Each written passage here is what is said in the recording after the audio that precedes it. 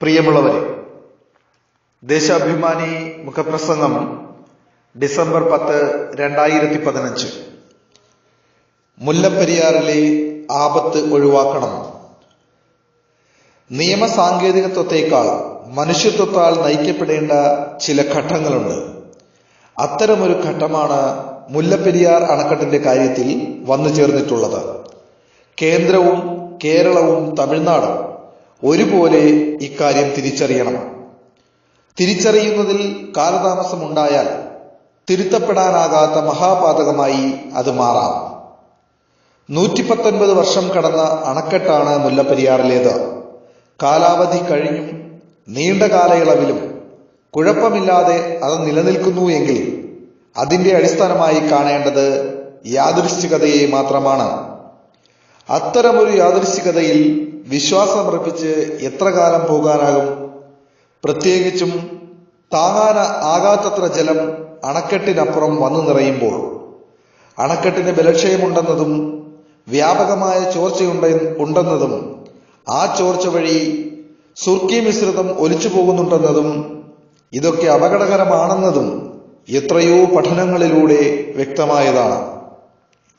ശാസ്ത്ര സാങ്കേതിക പഠനം കണ്ടെത്തിയതല്ല, നിർഭാഗ്യവശാൽ സുപ്രീം കോടതി കണ്ടെത്തിയത്. അങ്ങനെയാണ് അണക്കെട്ടിലെ ജലനിരപ്പ് 142 അടിയാക്കി ഉയർത്താമെന്ന തമിഴ്നാടിന്റെ നിലപാട് അംഗീകരിച്ച് 2006 സുപ്രീം കോടതി വിധിച്ചത്. ഈ വിധി നീട്ടിക്കെട്ടാൻ പിന്നീട് സുപ്രീം കോടതിയെ കേരളം സമീപിച്ചു. എന്നാൽ കഴിഞ്ഞ വർഷം സുപ്രീം കോടതി കേരളത്തിന്റെ വാദം തള്ളി.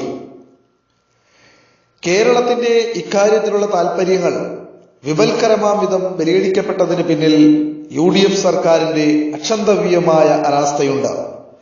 കേന്ദ്ര സർക്കാരിന് മുമ്പിലോ സുപ്രീം കോടതിക്ക് മുമ്പിലോ ജല കമ്മീഷന്റെ മുമ്പിലോ വിദഗ്ധ സമിതിക്ക് മുമ്പിലോ ഒന്നും കാര്യകാരണ ബന്ധത്തോടെ പഠന റിപ്പോർട്ടുകളുടെ അടിസ്ഥാനത്തിൽ കേരളത്തിന്റെ വാദമുഖങ്ങൾ സമർത്ഥമായി സ്ഥാപിച്ചെടുക്കാനുള്ള കാര്യമായ ശ്രമമൊന്നും ഉമ്മൻചാണ്ടി മന്ത്രിസഭയിൽ നിന്നും ഉണ്ടായില്ല. കേസിൽ ഫലപ്രദമായി സർക്കാർ ഭാഗം ഹാജരാവുക പോലും ഉണ്ടായില്ല. ഇങ്ങനെ അനാസ്ഥയും കെടുകാര്യസ്ഥതയും കൊണ്ട് കേരളത്തിന്റെ പൊതു താൽപര്യത്തെ അപകടപ്പെടുത്തുകയായിരുന്നു ഉമ്മൻചാണ്ടി സർക്കാർ. അതൊന്നും ചർച്ച ചെയ്യാനുള്ള സമയമല്ല ഇത്. അതുകൊണ്ട് തന്നെ അതിന്റെ വിശദാംശങ്ങളിലേക്ക് കടക്കുന്നില്ല. അണക്കെട്ടിന് താഴെ നിരാഹാരം ഇരിക്കുമെന്നൊക്കെ പ്രഖ്യാപിച്ച് ഒരു ഘട്ടത്തിൽ അലറി വിളിച്ചു നടന്ന ചില മന്ത്രിമാർ തന്നെ ഒരു സുപ്രഭാതത്തിൽ നിശബ്ദരാകുന്നതും മുല്ലപ്പെരിയാറിനെ കുറിച്ച് തീർത്തും മൗനികളാകുന്നതും നാം നേരിൽ കണ്ടതാണ്. ഒറ്റ രാത്രി കൊണ്ട് അവിടെ ഉത്കണ്ഠ മാറിയത് എങ്ങനെ ആയിരുന്നു എന്ന് അവർ കേരളത്തിലെ ജനങ്ങളോട് വിശദീകരിച്ചിട്ടില്ല ഇതേവരെ. ആ വിശദീകരണം ജനം വരുന്ന ആളുകളിൽ ഇവരോട് ചോദിക്കുക തന്നെ ചെയ്യുമെന്നത് തർക്കമറ്റ കാര്യമാണ്. അതുകൊണ്ട് അതിലേക്കും ഇപ്പോൾ കടക്കുന്നില്ല. ഇപ്പോൾ പ്രശ്നം ജലനിരപ്പ് 142 അടിയിലേക്ക് ഉയരുന്നതിന്റെ ഫലമായുണ്ടാകാവുന്ന ആപത്തിനെ കുറിച്ചുള്ള ഉത്കണ്ഠയാണ്. തമിഴ്നാട് വെള്ളം കുറച്ചു കൂടുതൽ കൊണ്ടുപോയത് കൊണ്ടോ സ്പിൽവേ ഷട്ടറുകൾ തുറന്നു വെച്ചത് കൊണ്ടോ മാത്രം പരിഹരിക്കപ്പെടുന്നതല്ല ഈ ഉത്കണ്ഠ. അണക്കെട്ടിലേക്ക് സെക്കൻഡിൽ 3381 ഘനയടി എന്ന കണക്കിൽ വെള്ളം ഒഴുകി നിറയുകയാണ്. ഒപ്പം താഴ്വാരത്തെ ലക്ഷക്കണക്കായ ജനങ്ങളുടെ മനസ്സിലേക്ക് ഭയാശങ്കയുടെ ലാവയാണ് ഒഴുകി നിറയുന്നത്.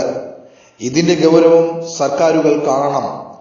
കേരളം തമിഴ്നാടുമായി ഏകോപനത്തിൽ പല തലങ്ങളായി പ്രവർത്തിക്കേണ്ടതുണ്ട്. ഉദ്യോഗസ്ഥ തലത്തിൽ മുതൽ മന്ത്രിതലത്തിൽ വരെ ധാരണയും ഏകോപനവും വേണം. എന്നാൽ ഇല്ലാത്തത് അതുതന്നെ. ഏകോപനമില്ല എന്നതിന്റെ 1-ാം നമ്പർ ഉദാഹരണമാണ് സ്പിൽവേ ഷട്ടറുകൾ തമിഴ്നാട് തുറക്കുന്നത് മനസ്സിലാക്കി ജലപ്രവാഹത്തെക്കുറിച്ച് താഴ്വാരത്തെ കേരളീയർക്ക് മുന്നറിയിപ്പ് നൽകുന്ന കാര്യത്തിൽ സംസ്ഥാന സർക്കാരിനുണ്ടായ വീഴ്ച. ഷട്ടർ തുറക്കുന്നതിന് 12 മണിക്കൂർ മുൻപ് തമിഴ്നാട് കേരളത്തെ അറിയിക്കേണ്ടതാണ് എന്നതാണ് വ്യവസ്ഥ. അവർ അത് പാലിക്കാതെ രാത്രി 7 മണി കഴിഞ്ഞ് ഷട്ടറുകൾ തുറന്നു. പല വീടുകളുടെയും മുറ്റവും മുറികളും വരെ വെള്ളത്തിലായി. തമിഴ്നാട് അത് ചെയ്തുകൂടായിരുന്നു, പ്രത്യേകിച്ചും രാത്രിയിൽ. അതൊരു വശം. എന്നാൽ കേരളീയരുടെ ജീവന്റെ സുരക്ഷിതത്വത്തെക്കുറിച്ച് കേരള സർക്കാരിന് കൂടിയ തോതിൽ ഉത്കണ്ഠയുണ്ടാകേണ്ടതല്ലേ? അതുണ്ടായോ? ഉണ്ടായിരുന്നെങ്കിൽ തമിഴ്നാടുമായി കൃത്യമായ ഉദ്യോഗസ്ഥതല ബന്ധം ഉണ്ടായേനെ. അതുവഴി ഷട്ടർ തുറക്കുന്നതിനെ കുറിച്ച് ഇടയ്ക്കിടെ ആരാഞ്ഞും താഴ്വാരത്തെ ജനങ്ങളെ ജാഗ്രതപ്പെടുത്തിയും ഇരുന്നേനെ. ഇതുണ്ടായില്ല. നിർഭാഗ്യകരമാണിത്. ഉദ്യോഗസ്ഥതല നിരന്തര ബന്ധം ഉണ്ടാക്കുന്നതിൽ വീഴ്ച വരുത്തിയിട്ട് മുൻകൂട്ടിയുള്ള അറിയിപ്പ് തന്നില്ല തമിഴ്നാട് സർക്കാർ എന്ന് തുടരെ പറഞ്ഞിട്ട് കാര്യമുണ്ടോ? നാം ചെയ്യേണ്ടത് നാം തന്നെ ചെയ്യണം. സ്ഥിതി അനുനിമിഷം വഷളായിക്കൊണ്ടിരിക്കുന്നു. എന്നാൽ കേരളത്തിന്റെ മുഖ്യമന്ത്രിക്ക് പ്രശ്നം തമിഴ്നാട് മുഖ്യമന്ത്രിയുമായി ഒന്ന് ഫോണിലെങ്കിലും ചർച്ച ചെയ്യണമെന്ന് തോന്നിയോ? ഇല്ല. ജലം 136 അടിയായ ഘട്ടത്തിൽ തന്നെ മുൻപ് ഉത്കണ്ഠ പ്രകടിപ്പിച്ചുകൊണ്ടിരുന്നവർക്ക് 142 അടിയായിട്ടും ഉത്കണ്ഠയുണ്ടായില്ല. തമിഴ്നാട് മുഖ്യമന്ത്രിയോട് ഇക്കാര്യം വിശദമായി പറയണമെന്നും തോന്നിയില്ല. ഇതിനെന്തുണ്ട് വിശദീകരണം? മൗനം ദീക്ഷിച്ചിരിക്കാനാണെങ്കിൽ ഒരു മുഖ്യമന്ത്രിയുടെ ആവശ്യമെന്താ? അദ്ദേഹത്തിന് ജയലളിതയുടെ തലത്തിൽ പ്രശ്നം കൈകാര്യം ചെയ്യുന്നതിന് എന്തായിരുന്നു തടസ്സം? ഇത്തരം സന്ദർഭങ്ങളിൽ മലയാളി തമിഴർ വേർതിരിവുണ്ടാക്കി ജനങ്ങളെ തമ്മിൽ ചേരിതിരിക്കാനും അങ്ങനെ ചിത്രീകരണമുണ്ടാക്കാനും ഉപയോഗിക്കുന്ന സ്ഥാപിത താൽപര്യക്കാരുണ്ട്. അവരെ കരുതിയിരിക്കേണ്ടതുണ്ട്. മലയാളി തമിഴർ സാഹോദര്യത്തെ കലുഷമാക്കുന്ന ഒന്നും ഉണ്ടായിക്കൂടാ. ഇക്കാര്യത്തിൽ ഇടപെടാൻ കഴിയുന്ന കേന്ദ്രം പറയുന്നത് തങ്ങൾ ഇടപെടില്ല എന്നാണ്. ഉത്തരവാദിത്വത്തിൽ നിന്നും രാഷ്ട്രീയ താൽപര്യത്തോടെ ഒഴിഞ്ഞുമാറുകയാണ് അവർ.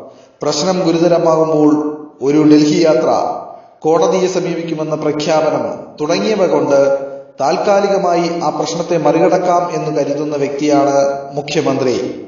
മൂക്കിനപ്പുറം കാണാനുള്ള കണ്ണ് അദ്ദേഹത്തിന് നിർഭാഗ്യവശാൽ ഇല്ല. അടിയന്തര സാഹചര്യമുണ്ടായാൽ പുനരധിവസിപ്പിക്കൽ അടക്കമുള്ള നടപടികൾ ഉണ്ടാകണം. അതിന് സജ്ജമായിരിക്കണം സർക്കാർ. എന്നാൽ ആ വഴിക്ക് ഒരു നീക്കവുമില്ല. മുല്ലപ്പെരിയാർ തകർന്നാൽ ഇടുക്കി താങ്ങിക്കൊള്ളുമെന്ന് സുപ്രീം കോടതിയിൽ സത്യവാങ്മൂലം നൽകിയ സർക്കാർ വക്കീലിന്റെ മനസ്സു തന്നെയാണ് സർക്കാരിനും ഉള്ളതെന്ന് കരുതണം. നിഷ്ക്രിയത്വത്തിലൂടെ സർക്കാർ ആശങ്ക വർദ്ധിപ്പിക്കുകയാണ് എന്ന് മാത്രം പറയട്ടെ. ഈ അവസ്ഥ തുടർന്നുകൂടാ. വർദ്ധിക്കുന്ന ആശങ്ക ദൂരീകരിക്കാൻ നടപടിയുണ്ടായേ പറ്റൂ. CPIM സൈബർ വോയിസിന്റെ പേരിൽ മുഖപ്രസംഗം ശ്രവിച്ച ഏവർക്കും അഭിവാദ്യങ്ങൾ അർപ്പിക്കുന്നു.